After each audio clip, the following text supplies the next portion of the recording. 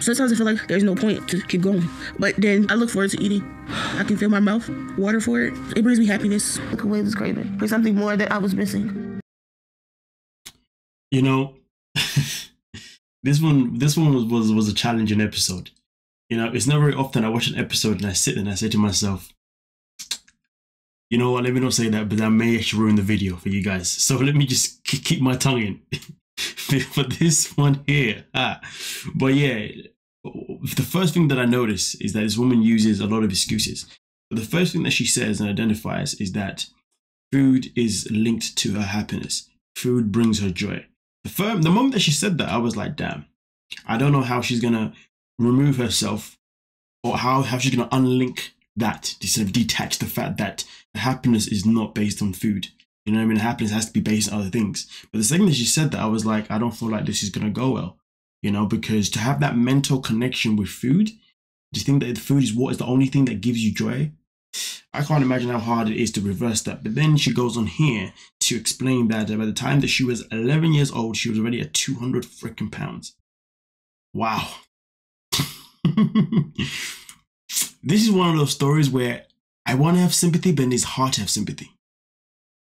Anyway, by the time I was 11, I was 200 pounds. A little plus size, just like me.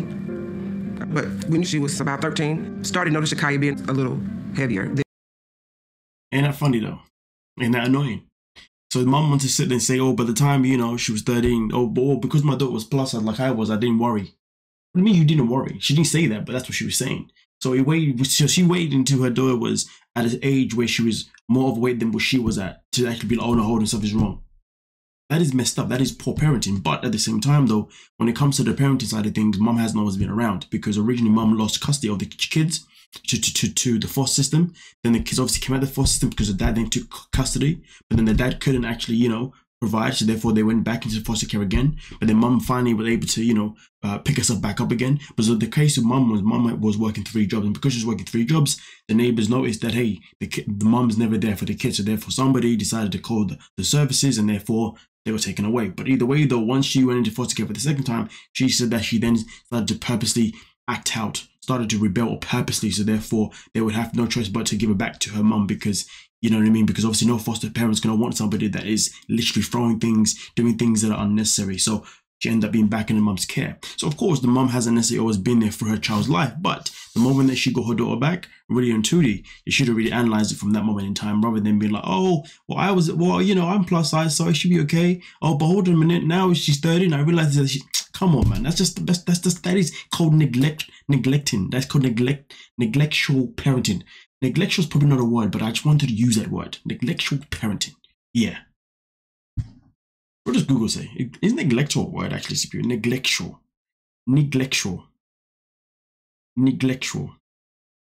Yeah, that word definitely ain't a word, but it's my word now. But let's continue. Neglectual parenting. Let's continue. People filled the void, but what I really wanted was to have people to like me. Guess that's what led me up to being intimate when I was 13. I was around people that was doing stuff, doing those type of things, and I got raped. So, you know, food was one thing that made her feel good. And then because obviously she had no friends, she then decided to be intimate instead. She said that it was actually due to peer pressure, but okay. And then eventually at some point later on, she then was in a position where somebody took advantage of her. This is the point here where I want to feel sorry for her, okay? In fact, I do feel sorry for her in this situation, okay? But I have to separate this situation to the rest of the story. You see what I'm saying, okay? Because really and truly, the rest of the story is just, But nonetheless, though, it is sad that she had to go through the process of thinking that she had to sleep with someone in the first place just to get people liking her. And then after she did that, the person didn't even speak to her, which came to no surprise. Not because of the way she looks, but because that's just the society. People were using it actually as if they don't know you. But then also on top of that, to then later on be in a position where somebody decided to obviously, you know, take advantage of, which is very, very unkind. But one thing that I will say is I'm happy that she didn't end up being one of those people on this show who ended up being a single parent, because a lot of the time, everybody's got a kid. Everybody's got a partner. She actually has no partner and she has no kid. That is actually a bonus for once, you know what I mean? Because that means she's not dragging anyone else down. Everything that she's doing right now is all on her own accord. But nonetheless, though, it is sad that she had to go through the situation. I was raped to the point where I couldn't hardly walk. I couldn't really move like I wanted to because of the rape, which is something that is when I really turned to eating more. Some chips. What kind of chips? Get the honey mustard cone. So this scene here, the reason why I actually wanted to point this out is I've realized this, right? Each time there's a 600-pound live video, they always blur out the food. Now, I can't remember if they've always done this in every single season, because I've got a feeling that they didn't do this in the last 2 seasons, but I could be wrong.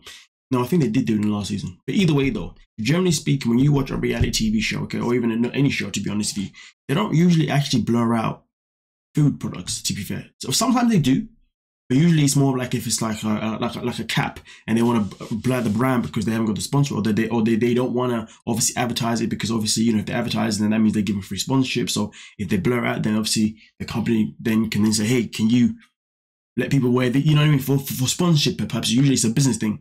But then it hit me, and listen, maybe I'm reaching, maybe this is too far-fetched, but then I sat down and said to myself, I feel like the reason why they blur out the food, if anything, you know, isn't because they haven't been given permission. You know, obviously they probably would need the permission, but let's be real, they can easily ask for it. But either way, though, I don't think it's due to that. I think the reason why this is done, and this is the thing, hear me out, there are a lot of conspiracies and a lot of theories out there of why America is so obese, you know, and they say obviously everybody in the media, everybody in the system controls how people live. So I'm curious though if they are blurring out all the labels of all the bad food, because recognize this, when they go to the shop, when they go to the store, they don't blur out necessarily the place. And when they obviously are looking at meat, they don't blur out the meat. They show us exactly what the meat is. Of course, the meat doesn't have labels on it, but either way, I'm thinking the reason why they always blur out this part here where there's all the terrible food is mostly because, you know, what do you call it?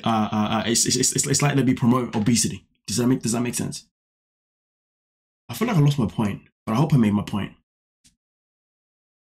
It's like these companies don't want people to it's like they cover up these companies so people don't watch and be like, oh my god, I can't believe you're eating this, I can't believe you're eating that, oh my god, you shouldn't be touching that, you shouldn't be touching this. You know what I mean? Like, so you know what I mean? It's like it makes the company look bad. Do you know what I mean? It stops their brand being bought. Because obviously these things here that we see in this scene every episode this is when we see what they're eating and we're seeing what's making them obese apart from themselves. You see what I'm saying? Yeah, it makes sense to me. Look. I feel like I've made it. Yeah, whatever. Let's go.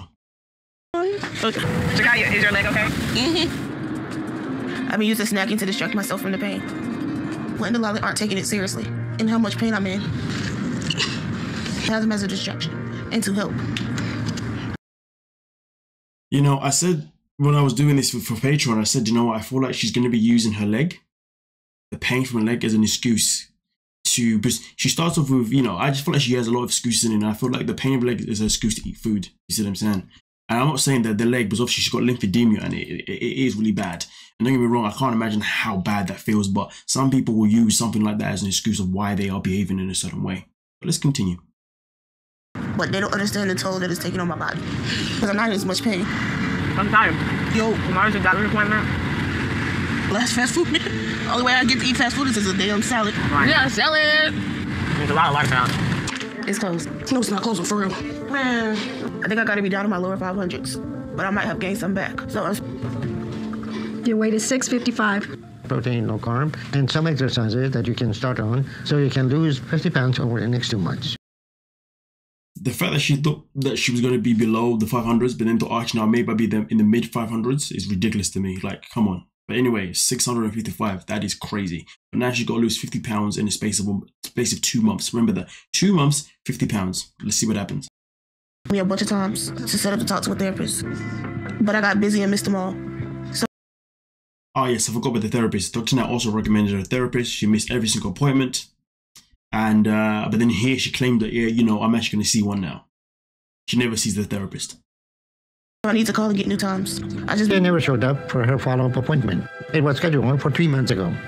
Last time I saw her was 5 months ago. Hopefully nothing's happened to her. You know, I'm doing okay now. Well, I was worried about you since I haven't heard from you for past 5 months and you never called back. So I didn't know what was going on with you. But I ended up getting sick. I came home from work. And I had cooked me some dinner, and then all of a sudden I didn't feel good. Next time I woke up, I was waking up off the ventilator. What happened? They said that I had respiratory failure. I lost my ability to walk. So my mom was unable to take care of me, so she sent me to hospice. Your body might got into the breaking point, and I'm glad you found out that you're doing better. For about a couple of months. So that's why you couldn't call and let us know what was going on with you, huh? to try to reach out to you guys to let you know what was going on, but no. Am I gonna go back home? Mom kicked me out. I don't have a place to go. Me and my friend was supposed to get an apartment together. Then Okay. So let's just let this sink in. 5 months. Dr. has not seen her in 5 months. She's now in a hospice. And her mom's kicked her out. I did wonder, they don't like tell us why mom kicked her out, but my guess is probably because she became too much. I reckon that the family maybe finally decided to try and help her, but she was probably, you know, making excuses of, oh, but I still want to eat this. I feel like maybe the family got to a point where they refused to continue enabling her, and that's what, you know, obviously pushed her in a position where she ended up getting kicked out. That's what I generally think, you know, because if we go back to most episodes, usually people don't really get kicked out that often, you know what I mean, and the family around them will still continue to enable them. I feel like this is the case, and there was a scene earlier on where this sister did say that, hey, you know, she said that sometimes her sister would tell her not to eat certain things, but she would ignore her anyway. This is when they were in the grocery store. You see what I'm saying? So as far as I'm concerned, it seems to me as if the family wanted to take it seriously, and she didn't. But that's just my guess on that. But let's see what happens. Doing better with your eating habit now? I don't know my current weight because they don't have a scale, and I know I lost a lot of weight. So what are you going to do about your eating habit? Are they providing, or are you going to have to be doing that for yourself? They usually bring me a meal. I just try to eat protein. Yeah, I do the exercises with the walker that I can do, standing up. So it has been almost a year, and we need to determine if you have made any progress or not. So can I get an appointment to come see you to show you my weight? Well, what we're going to do is set an appointment for you over there to go to a local clinic and check your weight. And okay, so if I lost the weight, would I be able to get weight loss surgery? Okay, Shakyia, if you have done the diet, you should have lost 300 to 400 pounds by now. It's 50 when I went to his. Notice how she's hell-bent on her weight loss surgery. She genuinely believes that the weight loss surgery is the answer. Like, she doesn't even realize that going to therapy and actually losing weight is what she needs to do first. You know what I mean? She's just so hell-bent on just going to Houston to just get the surgery. Clinic in Houston. And I was supposed to lose 50 pounds in 2 months. 100 today. All right, we got it. That just... I think this is now, what, month 6 or 7, to be fair? And she's only lost 12 pounds. But what she says after is, yeah. That's because I know I did better than that. And the only reason it's so high is because all the setbacks I have with my health. But at least it's a loss. So hopefully Dr. Now will see that I've been working hard. In 2 months, and if you lost 50 pounds, then we will discuss the option at that point. But this is your last chance. In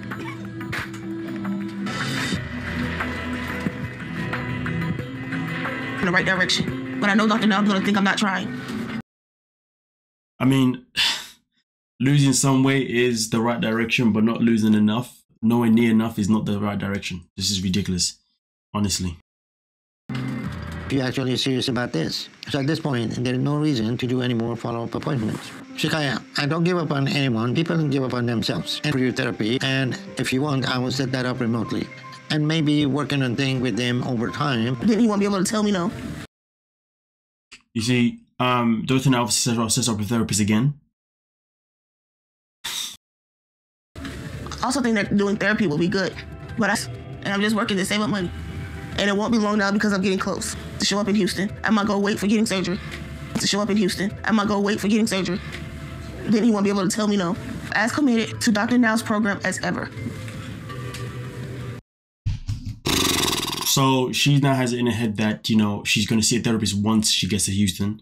And she'll see a therapist once she can see a therapist, like, physically, not over a video call. So she still has not seen a therapist, in a nutshell, pretty much. Here's the thing. I'm going to say 2 ways.